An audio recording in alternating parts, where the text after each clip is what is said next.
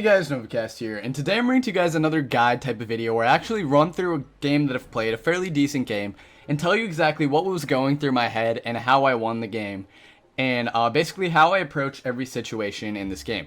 I know a lot of you guys love watching the gameplays that I post on the channel, but I see a lot of comments saying, please commentate over this so we know what's going on, and that's exactly what I'm doing here. So I thought, why not just actually go over what went in this game instead of just posting it as a live gameplay? So that's what we're going to be doing. So obviously I dropped at Tilted Towers, seeing that if you want to get high kill games, you drop at Tilted. And obviously, like, I'm at the point where winning is not a problem for me, so all I'm really going for is high kill games. So Tilted is a good drop. I like dropping at this building right here, the HQ building. Seeing that it establishes high ground. If you can get up here, you can basically have high ground of the entire map and just basically look around for people and just pick off people getting into gunfights and stuff like that. So basically just grabbed high ground and then I started running towards gunshots. But you guys have to be very careful, seeing that in Tilted Towers you have no mats, so you cannot put yourself in bad situations. Right here, by grabbing high ground, I basically got 2 kills right off the rip. That was probably the easiest 2 kills I've ever gotten in my life. As you guys could see, I didn't have to put in any effort into getting that. So this guy here, put shots down on him and basically just tried to line up an angle, lasered him. He didn't die, unfortunately. I got sniped at. I actually didn't notice that until this gameplay. But I dropped down and just challenged him because I knew he only had like 1 health. So I bet it was worth the challenge, seeing that I had 100 health. He'd have to 1-pump me. And I thought it was worth the risk, and it was. I got the kill. I did lose 60 health, but I think it was worth the risk, seeing that I had 100 shields, and not 100 shields, 100 health, and he only had 1 health. So in my opinion, the reward is greater than the risk, so I pushed that fight even though I knew I would be at a disadvantage. So yeah. So right here, I basically like was looking for meds. I decided not to actually go out and challenge people because I was very low on health, so I thought it'd be smarter to loot up, find some meds, and I found minis, so that was a perfect thing that I did right there. And right here I saw a gunfight going on over southwest, so I decided to push it, seeing that I did have a little bit more health, and if I was to get shot, then I would be able to survive the fight and I wouldn't get dropped immediately. I saw a guy running up, tagged shots on him because I knew the guy in the base to the left would be really low on health, and I knew the guy pushing up would probably end up killing him. So I just put shots on him so that when I challenge him, like right now, he would be lower on health than he was. And it surprisingly wasn't that guy. It was actually the guy who survived the previous fight, and he was also low on health, and I actually got very lucky there and killed him. I kind of just ran into that fight because I assumed that there would be chaos around. I didn't realize that the guy had died, but seeing that I did run in, the other guy had very low health. He did not have time to med up, so that's the only reason why I won that fight. He basically died after 1 tack shot because he was very low on health. So basically me being aggressive, maybe it might have not been the smartest play, but me being aggressive there made it so that guy with very low health had to challenge me because he had no other option. And seeing that he had attack, he couldn't have killed me unless he hit a headshot. And again, he was very panicked because he was 1 shot, so it puts him at the bad situation and me in an advantage, even though I put myself in a bad situation in general. Again, the reward there was greater than the risk, so I assumed that that was the right play, and it turned out to be the right play, seeing that I got the kill. Right here, I saw a guy building up to HQ, so I decided that I wanted to grab high ground on him before he could actually like shoot my structure down as I'm pushing up towards HQ. And this was a very good play, seeing that he was running towards where he saw me because I knew he saw me, and I just was already at the same like high ground level as him, and this put me in a good situation, seeing that I established high ground over the guy who had high ground over me, just by building up to him very fast. And I used a quick edit tactic because I trapped him in the box beneath me and dropped down on him and got the kill on him. Very easy. And then right here, I'm basically just popping minis, looting up, reloading my guns, resetting for the next fight. And surprisingly, while I'm doing this, someone actually ends up pushing me. And again, you guys have to be very careful of this, that like if someone pushes you and they don't know where you are, you don't want to move at all. Because if you move, you make sounds. Like you may sound quiet on your screen, but you were very loud on the other person's screen. So right here, if you barely move, they're not going to be able to see you. And he actually jumped down on my ramp. If he stayed there for a second longer, I would have actually just edited the ramp down. He would have fallen down onto me because he had no idea where I was. But then again, I did move there, so he kind of realized where I was. So just be careful about moving when the person doesn't know where you are. I had to react very fast and just grab high ground, seeing that he threw this portal fort down. And I thought, let me throw my porta fort down exactly where he threw his down, seeing that I can't edit his porta fort, but I can edit mine. So this put me in a better situation, seeing that now I can edit downwards and try to find this guy. Well, before I couldn't touch any of these structures. So I feel like that was a very smart play on my part, seeing that he was in this close area, and he could probably easily have edited a hole or something that he could have shot me through. So I thought that was a very smart play there, and it turned out to be a good play, seeing that I could actually edit and maneuver this area a lot better. And I spotted this guy coming up. He had a no skin, so I just kind of pushed him very aggressively. That's another thing, if you see people with no skins, most of the time they're not that great, so you can get away with being aggressive. Again, take this with a grain of salt, because some very good players run like no skins, so you underestimate them. So I definitely do underestimate no skins. When I see a no skin, I usually just aggressively push them. But again, like, most of the time it works out. I'd say 99% of the time a no skin is legitimately a no skin. But then again, some very good players, as I said before, do run no skins for this very reason.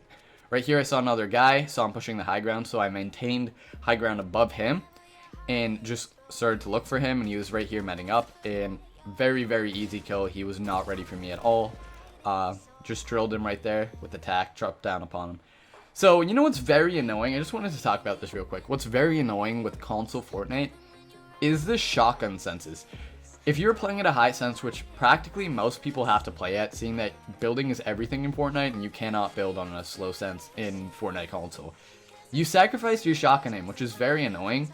So, you need to learn how to control your fast sensitivity with shotguns.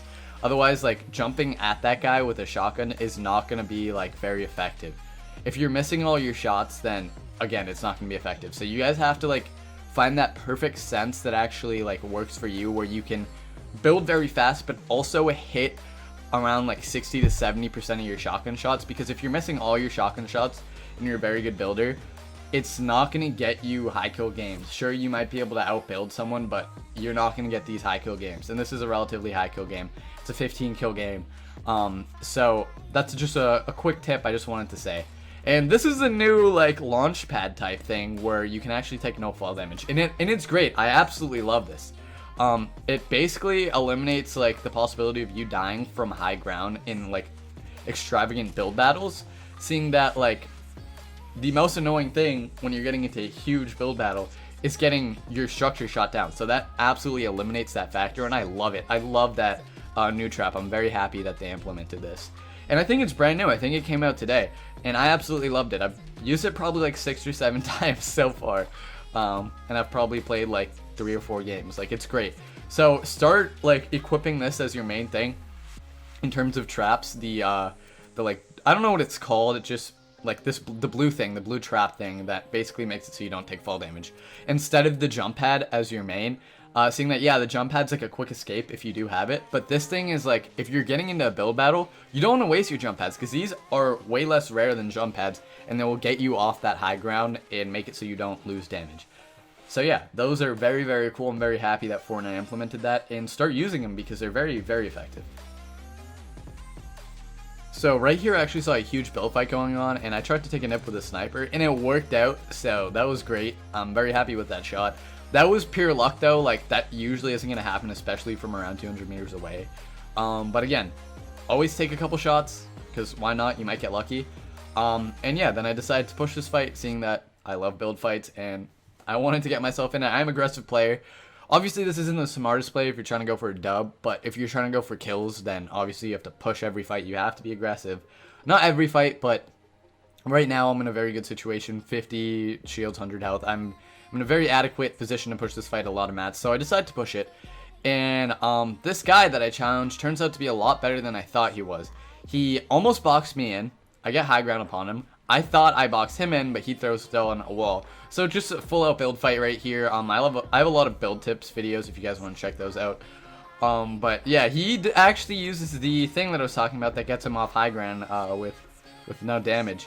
And I use it too. I feel like he had a really low health, so that's why I killed him here. And he was just trying to escape the fight. So that was a good play on his part, but not really. seeing that if he did get high ground upon me, then he could have just like lasered me with a shotgun. So I feel like that like was an interesting play because I knew he wanted to get away, maybe med up, but it wasn't the smartest play. So if you guys are in his situation, just keep building up. Like, don't shy down from a fight, because if you get high ground on someone, even if you have low health, you're gonna end up killing them. And I think he messaged me here and called me trash or something, but he's the one who messed up. So it's whatever. Like, at this point right here, I actually pick up the grenade launcher, and this is something I really want to premise. The grenade launchers are OP. I know a lot of you guys have no idea how to use them. And again, I used to be a person who would always pick up the RPG, but currently I have not been touching the RPG at all. I have not even been picking up the sniper. As you saw, I dropped the sniper for the grenade launcher because the grenade launchers are absolutely broken. I have recently gotten very, very good at using them, as you will see in this video. If you guys want to see an in-depth tip tutorial on the grenade launchers and how to like use them better, like perfect range and stuff like that, be sure to get this video to 500 likes. If this video hits 500 likes, I will make an in-depth tip tutorial on the grenade launcher. As you can see right there, I literally had to put in no effort to kill that guy. These things are absolutely broken. Start using them if you guys have no idea how to use them. Again, get this video to 500 likes and I will come out with a tip tutorial on how to use them very well, so you guys can start using them and abusing them, because they are the most broken gun in the game. Again, as I was talking about earlier, shotguns are very, very underpowered on console. They're OP on PC, but like they need to be buffed somehow, seeing that you cannot aim with them on console. It's very hard to aim with shotguns on console. But the grenade launcher compensates for like aggressive shotgun plays, seeing that like you can sit a little bit far back with the grenade launcher if you have one and just spam the grenade launcher at a base and it will knock it down and damage them, most likely like knocking down all their shields, put them in panic mode, and then when you do push them, they're gonna be panicked, low on health, and most likely you're gonna end up killing them. So again, the grenade launcher is very OP right here. I'm just like spamming this guy and he's running away. Like, he's not thinking, oh, I want to build and challenge this guy. He's literally running away from me, seeing that like the grenade launchers are a very scary thing. And most PC players and high level players absolutely hate the grenade launcher when it's being used against them, but love it when they have it, seeing that it's so broken. So, like, the biggest tip I can give out of this video is, guys, even if you aren't great with the grenade launcher yet, start abusing it, because it's so broken. So right here, I'm actually looking at the circle and trying to find out where players are. I see this huge build battle 105 and actually see a player jumping out of it. I realize that it's not technically in the circle and that he's going to be a very good player, seeing that the build battle went up way high into the sky. So if I do want to end up winning this game and I do want to end up clearing out all the kills, which unluckily I didn't get a lot of the remaining kills, seeing that I'm assuming they died to stupid things. But I decided to clear out this guy, seeing that like he would be the biggest challenge in the rest of the match. So I decided to push towards him, seeing that I knew he would be running into the circle. And I spot him out. And I'm actually just playing the hills, making sure he can't see me so I can sneak up on him. And this works out perfectly because I knocked pretty much all his shields and some of his health. As you can see right here, I'm just making sure that he cannot see me. He is lining up a snipe, waiting for that first shot accuracy. Drilled him. He probably has around like 30-40 health right here. And again, I used my grenade launcher. Didn't realize he actually threw down a jump pad. He did right here. The wall actually built before I actually realized it. So I thought I was going to kill him. I thought I would be able to challenge him right here. But he was gone. Smart play on his part. But again, the grenade launcher is broken. He panicked and ran once he saw those grenade launchers coming out. So grenade launcher is very OP. Started using them. And at this point, I realize there's only 3 people left. So I see building going on north. So I'm like, gotta push this. And then I see building going on at the bottom. So I realize these are the only 2 people left. Try to knock down his structure, maybe damage him a little bit. I did assume that the guy used the jump pad, seeing that he vanished, and the only way he could have done that is with the jump pad. So I assumed that that guy would be very low on health, so I just decided to push this fight. And again, I cannot express this more. The grenade launcher is absolutely broken. Right here would be a perfect example of how it's broken. This guy is clearly good, as you know. He had this huge build fight before, but I just shoot a couple grenades, knocks down his structure, he falls down, easy kill.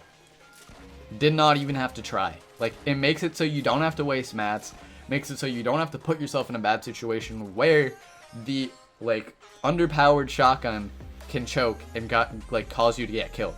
Like, the shotgun is the most annoying thing in this game, but you need it obviously in close ranges. But the grenade launcher makes it so you don't have to rely on your shotgun, and you can actually rely on the grenade launcher and still get high kill games without actually putting yourself in a bad position. So right here, again, the grenade launcher is absolutely broken. Like, that game was literally just a chaos fest at the end. Just destroyed everyone with the grenade launcher. Got 15 kills, good dub.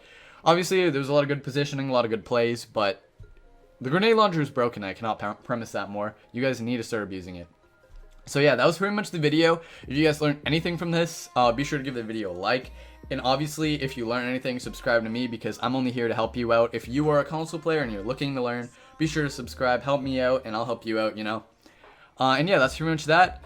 If you guys want to see that grenade launcher tips tutorial, be sure to get this video to 500 likes. And yeah, that's all that. See you next time. Peace out, guys. Bye.